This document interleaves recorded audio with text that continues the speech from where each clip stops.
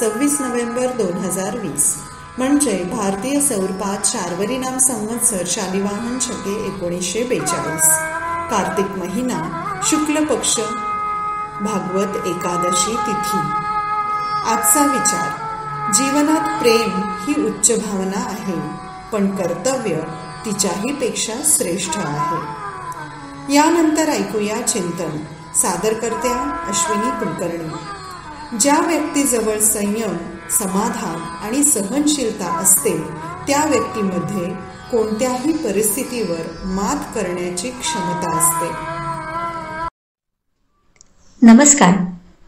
लोकसंस्कृतीच्या विविध माध्यमातून लोकांच्या विचारांची जडणघडण होत असते आणि लोकांच्या विचारातूनच लोकसंस्कृतीचा प्रसार आणि विस्तार होत असतो.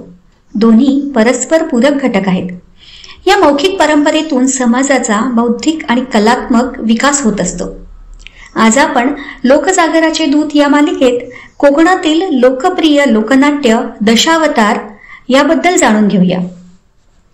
महाराष्ट्राच्या कोकण भागातील लोकप्रिय लोकनाट्य म्हणजे दशावतार नाट्य, अर्थात भगवान विष्णूच्या 10 अवतारांवर आधारित नाटके. रंजनाचे फारसे काही साधन प्राचीन काळात उपलब्ध नव्हते. धार्मिक अनुषंगाने गावोगावी जत्रा भरायची. आसपासच्या गावातील लोक या जत्रेनिमित्त एकत्र जमा व्हायची. जत्रा म्हणजे थकल्या बगल्यांसाठी पर्वणीच. विविध वस्तूंच्या देवाणघेवाणसोबत विचारांच्या देवाणघेवाणाची जत्रा लोकप्रिय केंद्र असावे. अनेक दिवस चालणाऱ्या या जत्रेत दशावतार लोकनाट्याने जनसमुदायाचे रंजन आणि प्रबोधन केले हे महत्वाचे. या लोकनाट्याचे एकूण स्वरूप बघितल्यावर आपल्याला लक्षात येतं की आपल्या धर्मातील कथा, विचार या नाट्याने जनमानसात रुजवला आणि म्हणूनच आज आपल्या संस्कृतीची मुळे इतकी घट्ट रुजलेली आणि बहरलेली आहेत. ज्या गावात जत्रा असते तिथे ग्राममंदिरात लोक रात्री एकत्र जमतात.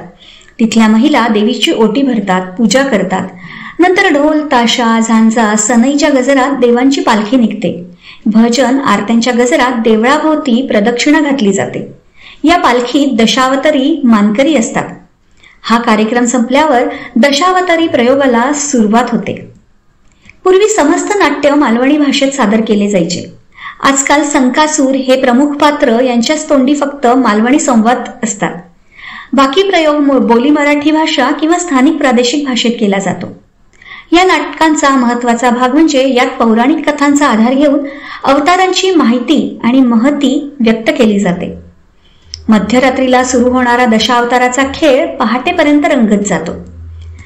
अन्य लोकनाट्याप्रमाणे यातही 2 भाग असतात, पूर्वरंग आणि उत्तररंग.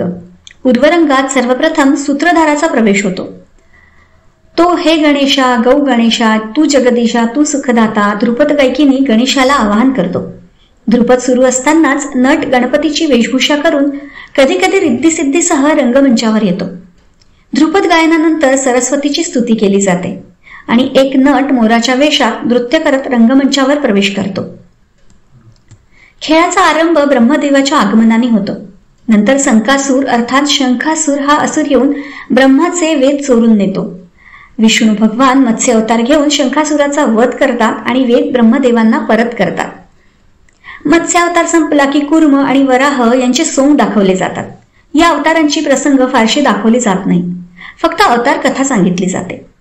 नरसिंह अवताराने खेळाला रंग चढत जातो. यात हिरण्यकश्यपू, कयाधू, प्रल्हाद, भालदार, नरसिंह अशी 5-6 पात्रे असतात. या अवतार कथेतील अनेक लोकप्रिय प्रसंग इथे सादर केले जातात.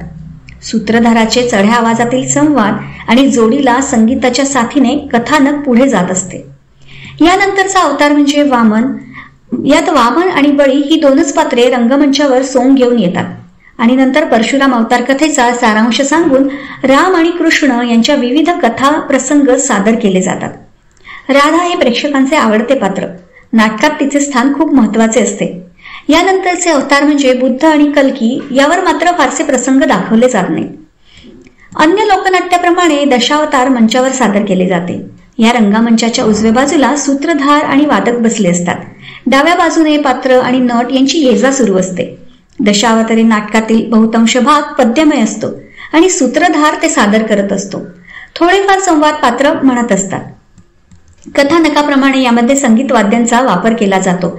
तबला, पेठी, पखवाज, टाळ, झांजा आदी संगीत वाद्यांची यात साथ असते. यामध्ये नटमंडळी कथानकाप्रमाणे सोंग घेत असतात. दशावतारातील आकर्षण म्हणजे विविध मुखवटे, रंगभूषा, वेशभूषा ती कथानकाला साजेशी असतात. गणपती, देव, दानव यांचे मुखवटे लाकूड, कागद, कापड यांच्या साह्याने बनवलेले असतात. दरवर्षी प्रयोग करण्याच्या आधी त्यांची डागडुजी आणि रंगरंगोटी केली जाते. सरस्वतीला मात्र मुखवटा नसतो.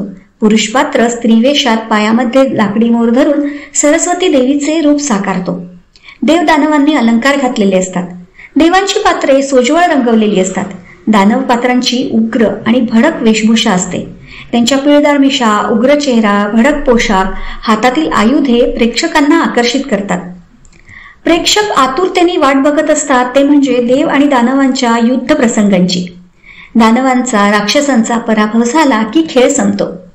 शेवटी आख्यानानंतर पहाटेच्या सुमारास गवळण काला होतो, म्हणजेच गोपाळ काला होतो. आरती होते. दहीहंडी झाली की काला वाटला जातो. जत्रेतील नाटकाचा शेवट नेहमी गवळण काल्याने केला जातो आणि म्हणूनच याला दही काला असंही म्हटलं जातं. गोमांतकात अजूनही दही काल्याची प्रथा सुरू आहे. या दही काल्याची सुरुवात खरं तर दिवाळी संपली की तुळशी विवाहापासून म्हणजेच कार्तिक शुद्ध द्वादशी पासून कोकणात सुरू होतो.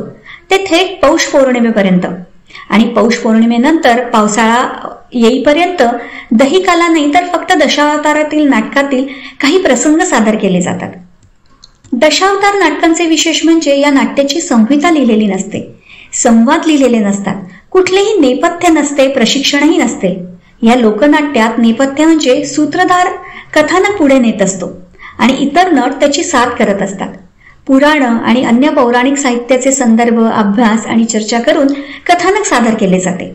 गायन कौशल्य, संगीताची जाण आणि अभिनय कौशल्य याच्या जोरावर जवळपास 15-16 लोकांचा समूह हे सादरीकरण करत असतो. पूर्वी गावोगाव आमंत्रण घेऊन हे नाट्य सादर केले जायचे. पेटारा, ज्यामध्ये नाट्याचे साहित्य, मुखवटे, वेशभूषा ठेवली जाते ते फार महत्वाचे असते. सादरीकरणाच्या आधी या पेटाराची विधिवत पूजा केली जाते. या लोकनाट्य परंपरेची सुरुवात नेमकी कशी झाली हे सांगणं कठीण आहे. समर्थ रामदासांच्या दासबोधात दशावतारी खेळाचा उल्लेख आढळतो. इसवी सनाच्या 7व्या शतकात विष्णुपूरच्या मल्लराजाने यक्षगान खेळाची प्रथा सुरू केली. कर्नाटकातील हे यक्षगान पुढे महाराष्ट्रातील कोकण भागात दशावतार नावाने लोकप्रिय झाले. काही अभ्यासकांच्या मते श्यामजी काळे यांनी इसवी सनाच्या 1727च्या आसपास हा नाट्यप्रकार कर्नाटकातून कोकणात आणला असं मत आहे. तर काहींच्या मते बंगालमधून गोरे या शास्त्रींनी दशावतार नाट्य कोकणात आणले असंही एक मत आहे. पूर्वी या लोकनाट्यात पुरुष स्त्री पात्र रंगवत असे. अलीकडे काही स्त्रियाही काम करताना दिसतात. व्यावसायिक दृष्टीने अभ्यासून, संहिता लिहून, सराव करून, तालमी करून आजकाल दशावतार सादर केले जाते. दशावतारी नाटकांना मराठी रंगभूमीचा आधार म्हटले जाते. विष्णुदास भावे यांनी या लोकनाट्याच्या संस्करणातून मराठी पौराणिक नाटके सादर केली असेही अभ्यासकांचे मत आहे. या कलेचे एकूण स्वरूप बघता लक्षात येईल की दशावतार एक मुक्त रंगपीठ आहे. कुठल्याही प्रशिक्षण, नेपथ्य, संहितेशिवाय लोककलाकारांनी ती समृद्ध केलेली, जपलेली लोकसंस्कृती आहे. आणि मुख्य म्हणजे आजही मनोरंजनाच्या वाढत्या साधनांच्या काळात ती तेवढीच लोकप्रिय आहे. यावरून या लोकनाट्याचे सामर्थ्य लक्षात घेतले पाहिजे. आपणही या लोकसंस्कृतीचे संवर्धन करायला हवे. पुन्हा भेटूया. सर्वेषां मंगलम भवतु.